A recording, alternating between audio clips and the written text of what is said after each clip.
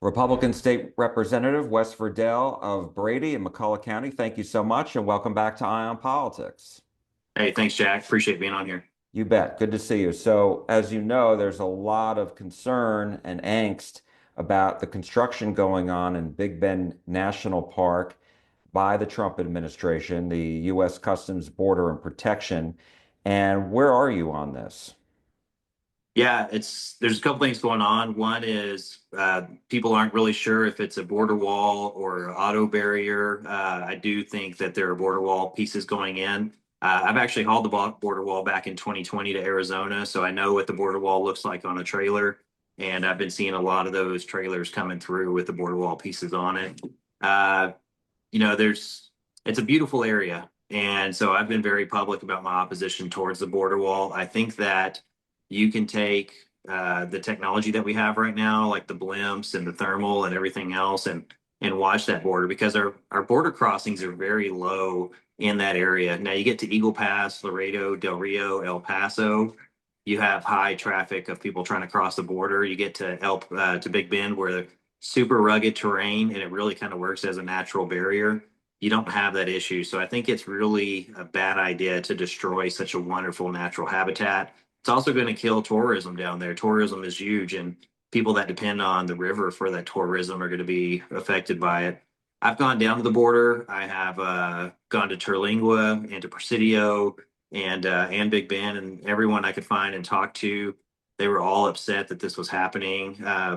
Here's something to point out too: is every event I go to, the Big Bend wall is being brought up in my district, and my district gets within 28 miles of the Mexican border.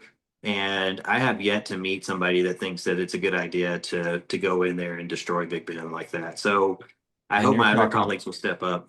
and you're talking about Republicans who are telling you this.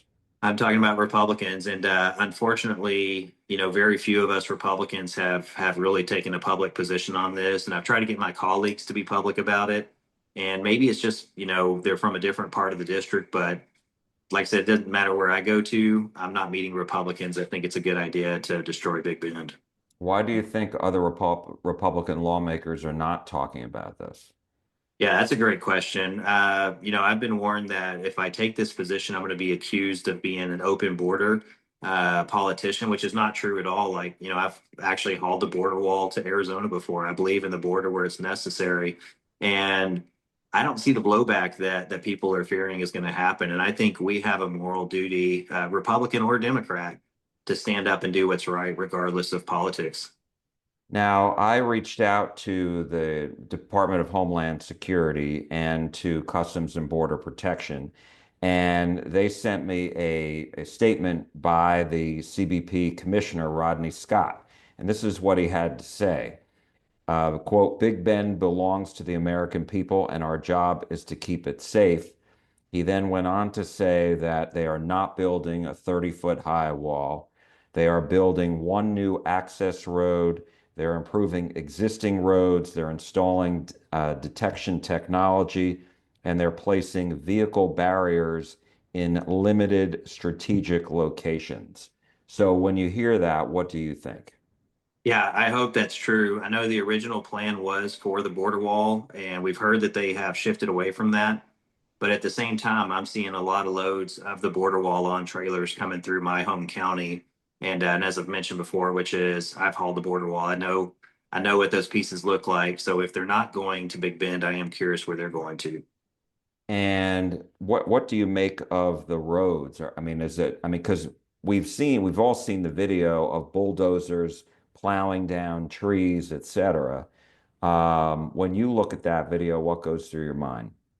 It's sad, but at the same time, if the road is necessary, I understand if they're trying to be cautious about it and pragmatic about it, but I'm always going to lean on the side of protecting Big Bend's natural landscape. And so I hope that they are being good stewards when they're doing that, and I hope they don't prove me wrong. So, And one thing that I've asked the administration, and I have not been able to get a clear answer on, is this construction just in the national park, or is this also in Big Bend State Park? and I haven't been able to get an answer, like I said. So, have you heard about where this construction is specifically? Yeah, so bits and pieces. I know that Texas Land Commissioner Don Buckingham has said that there were some people unauthorized that came on to the state park to clear over there, and that she put a stop to that. Talking to the folks in Terlingua, they've explained to me where the border wall is going to go through their town near the river, and they're pretty unhappy about it. And so I'm not exactly certain, but I do believe that some people were going into the state park and clearing, and maybe they didn't realize they didn't have permission. I need more detail on it, to be honest with you. And have you reached out to any officials in the Trump administration or other leaders here in the state about what's going on there, aside from Commissioner Buckingham? Yeah, that's a great question too. So, I communicate with a lot of my colleagues and I've brought it up. I mentioned it to a colleague of mine yesterday that's more in the DFW area. And he just said, I told him, like, hey, we're in, contentious general races coming up, and that we're losing support down in South Texas because they don't see the Republicans standing up for them. And that particular member, who's a great guy, he just said, hey, that's an issue I want to stay away from. And so I think that people are worried about the optics of looking open border, which of course I'm not. And it's just, you know, we really need to do the right thing regardless of politics and optics, to be honest with you. Do you think that Governor Abbott and the Attorney General Ken Paxton should challenge these actions in court? Should they take the federal government to court over this? I think that's very possible. I think Governor Abbott swings a big stick, and if they really are doing something nefarious in the Big Bend area, including Presidio and Terlingua, I think the governor has the ability to step in and if not legally, I think he has a massive amount of influence where he could help sway this from happening, and hopefully he has good intel telling him that they're not doing that. Hmm. So maybe even a phone call to the president. Yeah, as you get higher up in government, it gets as simple as just calling one person or the other. A lot of us don't have that luxury, but it's amazing, the certain positions you get in, the influence you can have there. And what was your reaction to Senator Cornyn's letter that he sent earlier this week to the DHS, the Department of Homeland Security Secretary, asking him to meet with local communities before they do additional construction? Yeah, I haven't gotten to read that letter yet, but it sounds like something I would agree with. Back in middle of February, I think I was the first Texas legislator to put something out publicly, even before the Democrats were saying it. And I made a statement on Facebook saying before they do this, they need to visit with the locals in that community because they understand that land better than anybody else. And that's why I went down there and visited with the locals, because I thought that was the right thing to do. And I hope my colleagues, regardless of where they're at in Texas, will go down there and see for themselves what they're actually doing down there. So let's talk about another issue that has certainly gained a lot of attention, not only here in Texas, but nationally, and that is data centers. And are you hearing about these concerns in your district? Yeah, absolutely. So in Castroville, which is in the eastern side of my district, next to San Antonio, I actually have San Antonio addresses in my district. And over in that area, they're building some data centers literally right behind people's backyards. The neighbors that I went and visited with, they were promised that there would be a barrier of trees between their backyard and the facility. And the week before I got there to visit them, this particular data center had come in and cleared the tree line out all the way up to their chain link fences. And so they were extremely unhappy about the noise, the vibrations, all the construction, the dust. The dust is what they just kept repeating of how bad it is. And it comes down to good neighbors and bad neighbors, or good actors and bad actors. And there's been enough bad actors in the data center industry that people are very concerned. When it comes to my district, we've been hammered with, windmills and solar farms and battery storage facilities, and now they're talking about transmission lines. And so these data centers, when it comes to this, my district is just like, hey, we've had enough of different industries trying to come in and change our landscape. And so people are very, very concerned and cautious. And ultimately, I want to make sure we protect our resources and we're not building next to people's homes that are making their lives miserable. And talk to me about the political ramifications of this. I mean, do you think it's gotten so bad that people are not going to vote Republican, or do you think that that won't happen? I'll be honest, I think the Democrats know that they're going to pick up votes, taking an anti-data center position within the Republican Party. We've had a lot of very honest, pragmatic discussions about whether they're good or bad or how to regulate them properly. I do think that we're losing votes in the communities that are having these data centers put in there because, ultimately we've been in leadership for 30 years. And so if people are having this happen to them, they're looking at us saying, hey, you've been there 30 years. Why is this happening to us? And the legislature acts, slow. It's a reactive body, right? Like data centers was not on our radar before this, and now it is. And so a lot of us are talking about, okay, how do we make sure we properly regulate data centers without being an overreaching government and at the same time without violating property rights? And so I hope people can see that. But I do think that the Democrat Party knows that they are in a position to win a lot of votes, and so ultimately, I think you do have a lot of Republicans that are concerned and trying to find proper legislation, but maybe that message is not getting out there as good as it could. And what do you make of Governor Abbott implementing this, what his administration is calling a pause on new data construction, unless, they've got to get the developers have to get approval from after a comprehensive audit from the Public Utilities Commission and also ERCOT, proving that they're bringing their own money to this. They're all paying for this. They're bringing and reusing their own water. They're bringing and providing their own electricity. They're not going to cause neighbors and ratepayers to have to pay more for their electricity because of this. And they've got to reduce, you know, uh, noise pollution, light pollution, etc. Do you think that is good enough? And do you think that will put people at ease?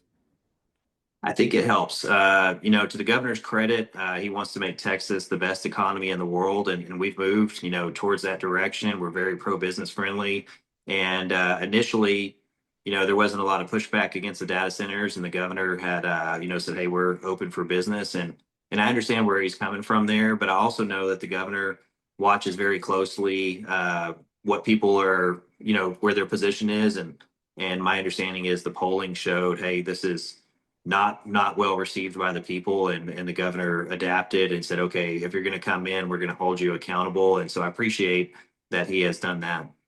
There has been some polling. I've seen two polls now, statewide polls suggesting that, people are, they do support the idea of requiring these data centers to, bring their own money to this, bring their own water to this, bring their own electricity to this so that they don't have a negative impact on the communities in which they're built. Yeah, that's true. One of the things on bringing the electricity, data centers. One of the people are very cautious about is data centers have promised to bring all this stuff in, but that promise is not a guarantee, and it's not written on paper. And so people are very cautious there. And then they're talking about building a lot of thermal generation for what we call behind the meter, which would be on those locations, generating their own power, which would be great. I still have concern that if we have as many data centers as they're predicting, and let's say we're running all these thermal generators, I mean, you're probably going to double your emissions output that's occurring from generation, but at the same time, there's not a win-win. There's a trade-off on everything, and so a lot of us are trying to find, hey, what's the proper solution on that too?